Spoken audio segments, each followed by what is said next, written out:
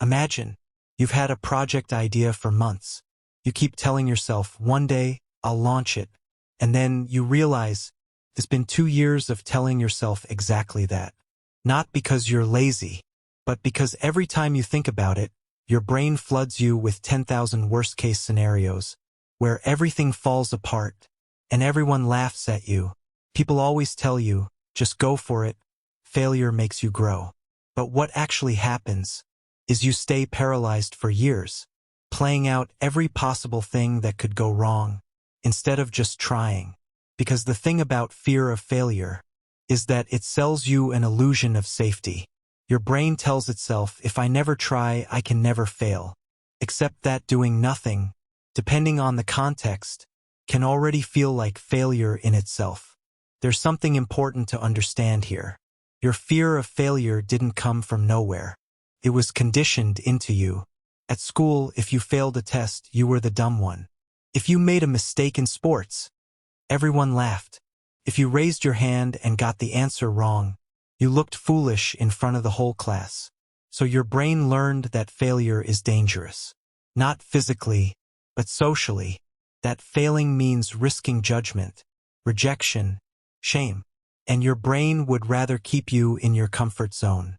Even if that comfort zone is making you miserable, then risk any of that. But here's the thing. Failure is not an event. It's data. It's just information that says, okay, this path doesn't work. Let's try a different one. And I already know what you're thinking. But what if I fail in front of everyone? That's embarrassing. And yeah, honestly, sometimes it is a little embarrassing. But look at it objectively. Who actually remembers your failures besides you? That friend who messed something up 2 years ago. Do you still think about it? No, because people are too busy living their own lives to keep track of your mistakes. The real move is to redefine what failure even means. If you try something, it doesn't work out, but you learn something from it, that's not failure. That's experience. And here's a small but powerful shift. Instead of asking yourself, what if this fails? Start asking, what if I never try at all?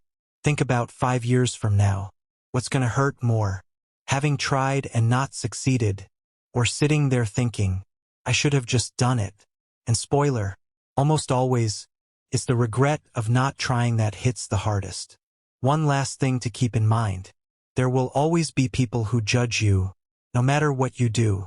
People who will say your project is pointless, that you're not cut out for it, that you're going to fail. Those people criticize because either they never dared to try themselves, or they're deeply insecure about that same thing in their own lives. So their opinion, it really doesn't carry much weight. Fear of failure doesn't disappear overnight, but it shrinks every single time you do the thing anyway, even when you're scared, because at worst you survive, and at best, you succeed. Drop in the comments, what's the one thing fear has stopped you from starting?